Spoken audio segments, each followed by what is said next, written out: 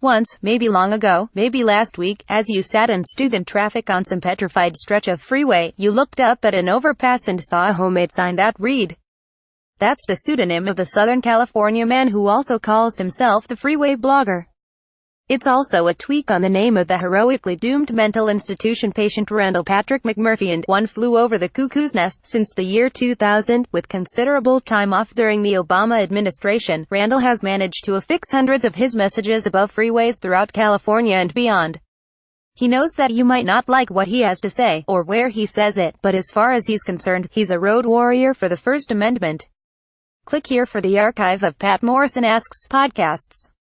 This mode of communication, putting up signs on freeways, how did you come up with the idea? Was your inspiration the medium, or the message? Originally it was the message. Originally it was Bush v. Gore, the Bush v. Gore decision in 2000, which to me was essentially a stolen election. You knew there were no rules anymore, and I could essentially speak out as loud as I wanted about this one. Your first sign was what and where? Was 1776 to 2000, RIP, and it was actually spray-painted on a mattress that I leaned up against a palm tree and then saw was still leaning there the next day, which struck me because at least 7,000 or 8,000 cars had passed by, any one of whom could have just pulled over, walked 20 feet and knocked the thing over. And that's when I realized how it had stayed up. Everyone passed by thinking the next guy would take care of it. Once I had that little epiphany, I realized there's some power in this. I read that law enforcement has to catch you doing this before it can do something to you. Is this an infraction? Is it a misdemeanor? I believe it's technically a misdemeanor, but the paradox is if I was ever taken to court, the First Amendment generally wins out over these things. The problem is, in order to put a sign, legally, on the freeway, you need to get permission. That's the rule. Once you get permission, it's no longer free speech, it's literally state-sanctioned speech.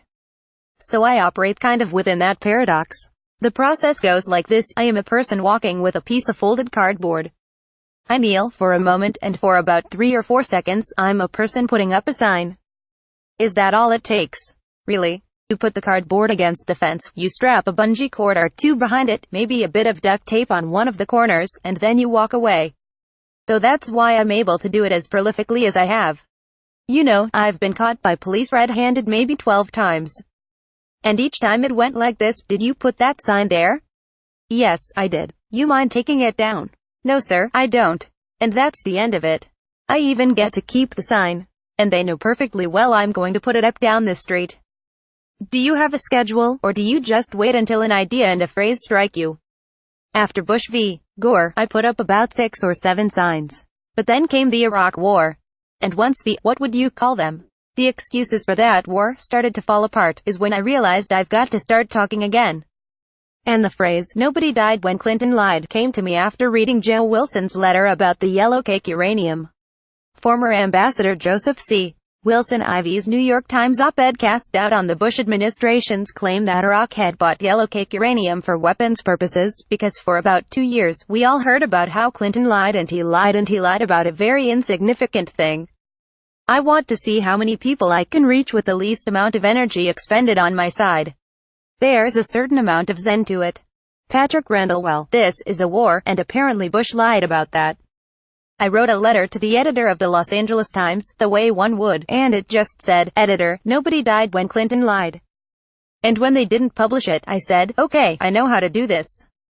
I'll publish it myself." And I started putting that phrase on signs all over the Southland, and then I got to it rise on Google.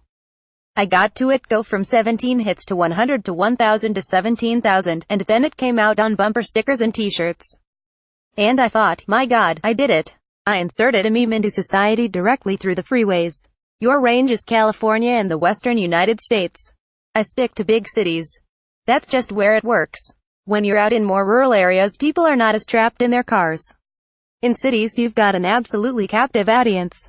Well, you do have it down to a science. How big are the letters, and how big is the sign? With long messages, obviously the letters have to be smaller. For example, I put one sign over the Santa Monica freeway recently that said, "It appears that our president is working on behalf of Vladimir Putin. Discuss." Now, those letters were maybe 8 to 10 inches tall, which is the minimum. But if you want a big, bold, graphic sign, I just put one up over the Hollywood freeway before coming here that said, "Deport racists." And those letters can be 2-3 feet tall. It's all done with a projector, and the cardboard is whitewashed, so just a thin coat of white paint on cardboard and it's a perfect canvas for this sort of thing. You have imitators. People have started doing this around the country. Is this flattering? Well, yes. It's happening in woey small numbers right now. But I believe that once people become more comfortable and, ironically, more frightened of what's happening with their country, then you've got to reach a certain level of mad, I guess. It doesn't take much to talk yourself out of doing something that you don't get paid for, and that you've never done before. The baseline has to be that you have to think that it makes a difference. I've put up hundreds of signs that just said, Osama bin forgotten, during the Iraq War. And I don't know if that made a difference. But it made me feel good.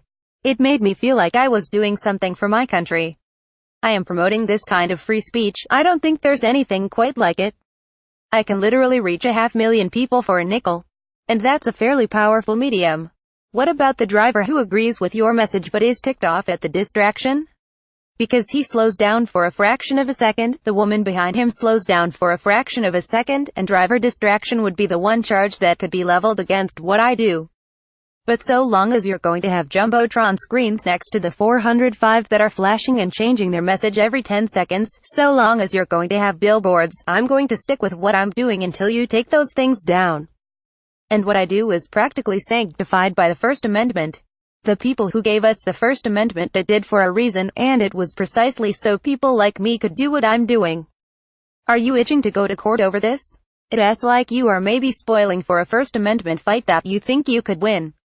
It would be like having the Chicago 7 in one guy. I don't think they're ever going to take me to court over this. Your politics, how do you characterize them? Oh, just to the left of, say, Che Guevara. Oh my. There must be, then, places where you parted company with the Obama administration, or the Clinton administration. Oh no, I'm a pragmatist. I went to sleep for the Obama years. I worked my little tail off during the Bush years and then, like a lot of us, we just let that Obama fellow take care of things. We could go weeks without thinking about the president. It was wonderful. And it was a mistake on our part because he really did need our help, and I don't think it's a mistake we'll be making again.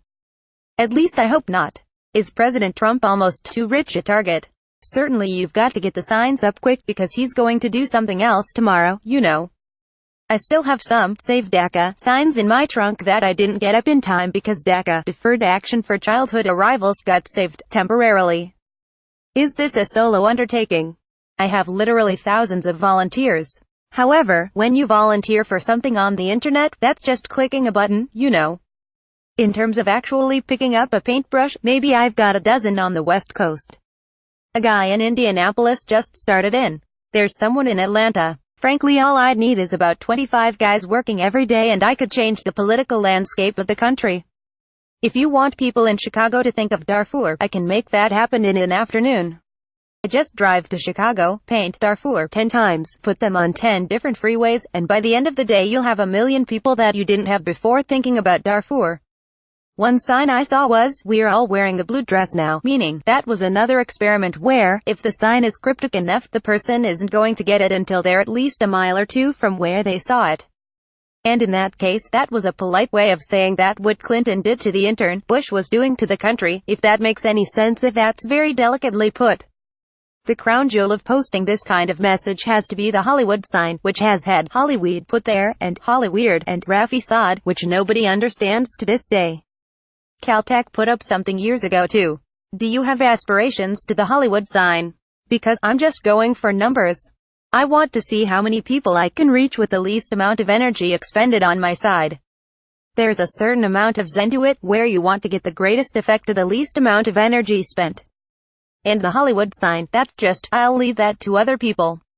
Follow the opinion section on Twitter at LawTimesOpinion or Facebook. More Pat Morrison asks, can Burns on making his Vietnam War documentary? I was humiliated by what I didn't know him. Web on Auto-Tune, lying to keep John Lennon from being deported, and how cocaine changed Caitlyn Jenner talks Trump, being a transgender Republican, and missing Bruce.